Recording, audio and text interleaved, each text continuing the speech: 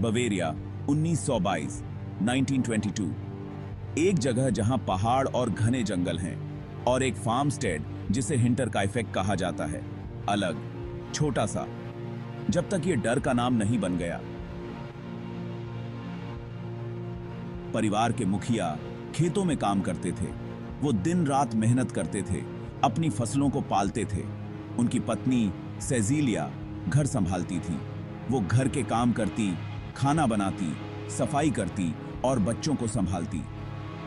उनकी बेटी विक्टोरिया, उसके बच्चे सेजिलिया और जोसेफ और बूढ़ी विक्टोरिया गैब्रियल परिवार को पूरा करते थे। सब एक साथ, एक दूसरे का सहारा। वो आम लोग थे, सीधी सादी जिंदगी। उनका जीवन साधारण था, पर उनके दिल प्यार से भरे थे। पर मुसीबत उनके सर पर मंडरा रही थी। वो नहीं जानते थे कि जल्द ही उनकी जिंदगी हमेशा के लिए बदलने वाली है। दिन बीतते गए, ग्रूबर्स का कोई अता पता नहीं। पड़ोसी परेशान होने लगे, डाक जमा होती रही। कुछ तो गड़बड़ थी, बहुत गड़बड़। और जब एक पड़ोसी फार्मस्टेड पहुंचा तो जो उसने देखा वो किसी डरावने सपने से कम नहीं था।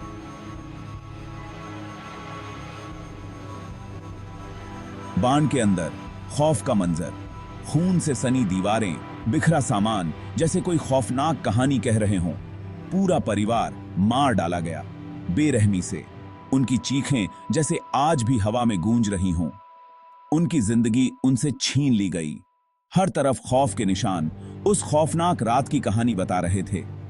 कातिल कई दिन तक फार्म पर ही रहा, जानवरों की देखभाल करता रहा, जैसे कुछ हुआ ही न हो। उसने उनका खाना खाया, उनकी छत के नीचे सोया। क्यों? क्या वो पागल था या कुछ और? ये सवाल आज भी अनुत्तरित हैं।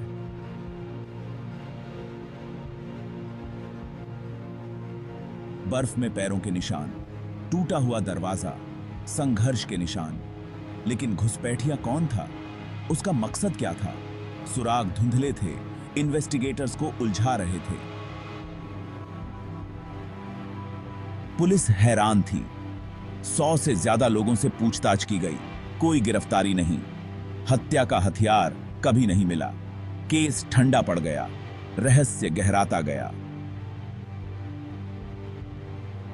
एक खौफनाक रहस्य जो आज भी लोगों को डराता है, इतने सालों बाद भी, दशकों बाद भी।